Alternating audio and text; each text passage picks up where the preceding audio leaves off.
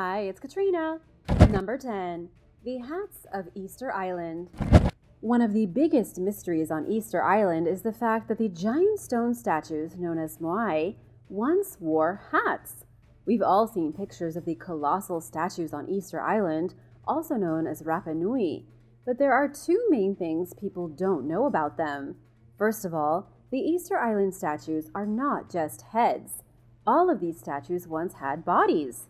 They were also wearing huge red stone hats once upon a time, though most of the hats have already broken apart and been lost to history.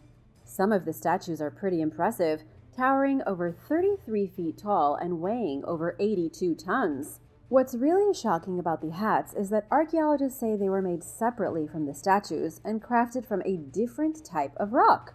In other words, the people of Rapa Nui built their enormous statues, then said to themselves, hey, you know what's missing? Hats! And so they used a different type of red rock, carved some hats, and put them on top of the statues. This was no easy feat. The hats, called pukao, had to be transported from far away and then lifted way up onto the top of the statues. And this was all going on hundreds of years ago. Some of these hats were nearly 7 feet in diameter and weighed 13 tons. It took some serious ingenuity to get them on top of the statues. They had to build dirt ramps, hoists, and employ dozens of men. But this leads to another question. Why did they feel the need for giant red hats? Similar headgear has been seen on temple carvings across many places in Asia. This has led some to speculate that the people of Easter Island, located off the coast of Chile in South America, could have been contacted by people from Asia. If not, no one has any idea where they got the inspiration for the hats. They literally look like the exact same headgear on other statues thousands of miles away on the other side of the globe. Number 9. The Giant Finger of Egypt. In 1988, a Swiss entrepreneur named Gregor Sperry managed to have a meeting with a grave robber who specialized in pillaging ancient burials. The meeting took place in a small house, hundreds of miles from Cairo. The grave robber had something interesting that the Swiss entrepreneur really wanted to see. It was a finger, an absolutely huge finger that had apparently been taken out of the tomb of a giant. The finger was truly enormous, looking exactly like an ordinary human finger, except far larger. The Egyptian one was measured at 15 inches, even bigger than an average person's foot. Gregor paid the man $300 just to take a few pictures of it, but the guy wouldn't hand it over. He said it was a family treasure and no amount of money could convince him otherwise. Since this bizarre meeting, nobody has seen the giant finger of Egypt. It's so strange of a story that a lot of people don't even believe it these days. In 2009, Gregor returned to the same village in search of the giant mummy finger, this time hoping to prove to the world that he wasn't a liar. But he was never able to find the tomb raider, and nobody knows what happened to the finger. If real, it would suggest that there was once a huge race of giants living in Egypt. The finger, judging by its length, would have belonged to a person at least 17 feet tall. This would fit in well with the historical legends of a race of giants, but it's pretty much impossible to prove. Number 8. Historical UFO paintings. Throughout history, painters have been documenting UFO sightings in secret. It might be a shocking coincidence if just 1 or 2 UFOs appeared in old pieces of artwork, but that's not the case. There are tons of famous historical paintings that very clearly show alien visitors loitering in the sky.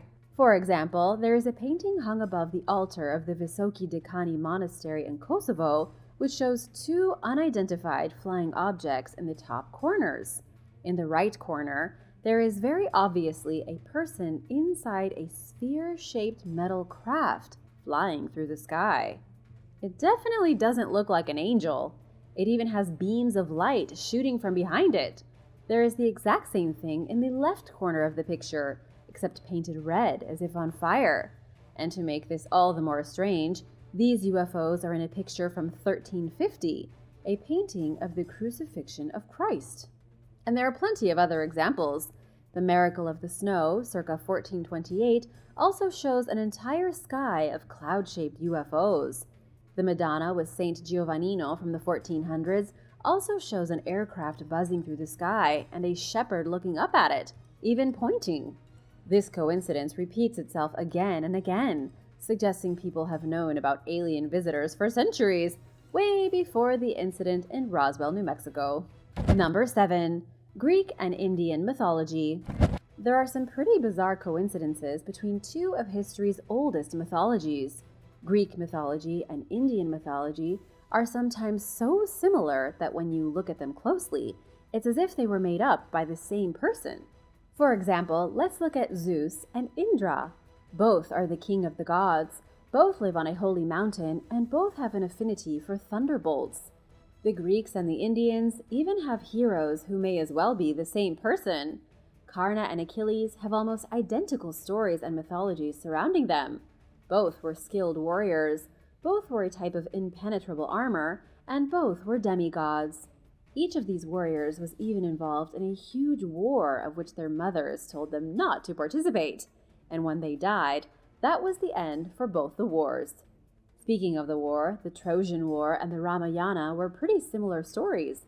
In Greek mythology, the Trojan War happened when Helen of Troy ran away with Paris of Greece, and he refused to give her back. The same thing happened in the Ramayana when Ravana kidnapped Sita and war was waged to get her back. What do you think? Why are there so many similarities of these two cultures? Let me know your theories in the comments. Number 6. Deformed skulls. The practice of cranial deformation is one of the strangest global coincidences we know of. Deformed skulls have been found in Mexico, Peru, China, and Europe. It was practiced in every place where civilization flourished, and yet no one seems to know why. For example, cranial deformation began in the Bronze Age in Europe and was only discontinued when the Roman Empire outlawed it 2,000 years ago. But then, when the Huns showed up in the 4th century, they inspired a massive revival of cranial manipulation throughout the continent.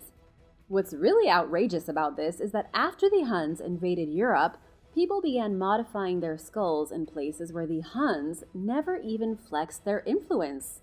Deformed skulls have been found in the Republic of Georgia, Hungary, Germany, Czech Republic, Austria, and even Crimea. What this suggests is that cranial deformation spread across Europe as a fad, but it seems like quite the fashion commitment since you have to start with young babies to modify their head shape, and it's not like it's reversible like changing an outfit. Why were people so obsessed? But just like in South America and other places, cranial deformation eventually faded out. Researchers still can't put together why it was picked up in the first place by almost every ancient civilization. One of the main theories is that people all across the globe were visited by aliens with really long skulls thousands of years ago, and it inspired early humans to do the same. Thank you, ancient aliens. Number 5. Humans in North America. Almost every mainstream scientist agrees that humans arrived in the Americas no more than about 20,000 years ago. Yet an indigenous archaeologist is arguing that humans arrived 130,000 years ago.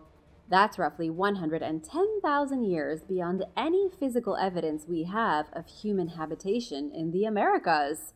Paulette Steeves reached her as yet unproven conclusion using some coincidences.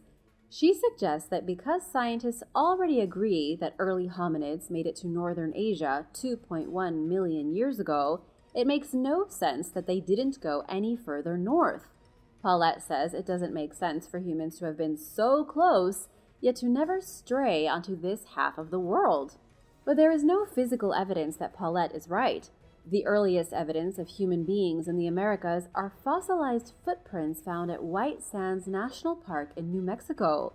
They date back around 20,000 years. But so far the history books still claim that the earliest inhabitants came to the US about 13,000 years ago. Looks like history just may have to be rewritten. Number 4. Prehistoric astronomers. Evidence of prehistoric interest in the cosmos can be seen as far back as the oldest cave paintings on the planet. Humans have been obsessed with astrology since they first started looking at the night sky. but when did humans turn into astronomers?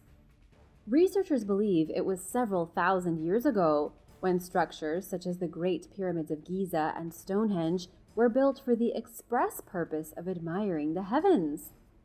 In the 19th century, Egyptologist Flinders Petrie carried out the very first precision survey of the Giza pyramids and found that each of the 4 edges of the pyramid's bases point in a cardinal direction. What this means is that each corner points at a position on the horizon where the sun, moon, or stars rise and fall. What's truly bizarre is that nobody to this day can figure out how the Egyptians were able to do it.